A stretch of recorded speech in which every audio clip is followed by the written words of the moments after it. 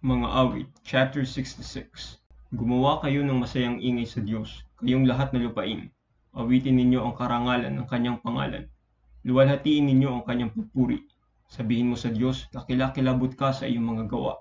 Sa pamamagitan ng kadakilaan ng iyong kapangyarihan ay magpapasakop ang iyong mga kaaway sa iyo.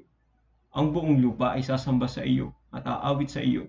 Aawit sila sa iyong pangalan, Selah. Halina't tingnan ninyo ang mga gawa ng Diyos.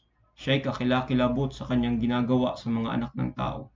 Kanyang ginawang tuyong lupa ang dagat. Sila'y nagsidaan sa baha sa kanilang paa. Doon tayo nangagalak sa kanya. Siya'y namumuno sa pamamagitan ng kanyang kapangyarihan magpakailanman. Ang kanyang mga mata ay minamasdan ang mga bansa. Huwag magpakataas ang mga panghimagsik, Selah. O purihin ninyo ang ating Diyos, ninyong mga tao, at iparinig ang tinig ng kanyang pagpuri, na siyang humahawak sa ating kaluluwa sa buhay, at hindi pinahihintulutang makilos ang ating mga paa. Sapagkat ikaw, O Diyos, ay sumubok sa amin, iyong sinubok kami na parang pilak na sinusubok. Iyong dinala kami sa lambat, inilagay mo ang kapighatian sa aming mga balakang.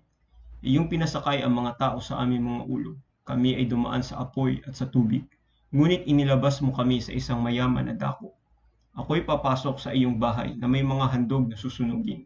Aking babayaran sa iyo ang aking mga panata. Nasa nalita ng aking mga labi at sa nalita ng aking bibig nang ako'y nasa kabagabagan. Ako'y maghahandog sa iyo ng mga handog na susunugin ng mga pinataba na may insenso ng mga lalaking tupa. Mag-aalay ako ng mga toro na may kasamang kambing, Selah. Magsiparito at makinig, kayong lahat na natatakot sa Diyos, at aking ipahayag kung ano ang kanyang ginawa para sa aking kaluluwa. Ako'y dumaing sa kanya ng aking bibig, at siya'y napuri ng aking dila. Kung iisipin ko ang kasamaan sa aking puso, hindi ako didinggin ng Panginoon. Ngunit katotohanang dininig ako ng Diyos. Kanyang dininig ang tinig ng aking panalangin. Purihin nawa ang Diyos na hindi tumalikod sa aking dalangin, ni ang kanyang awa sa akin.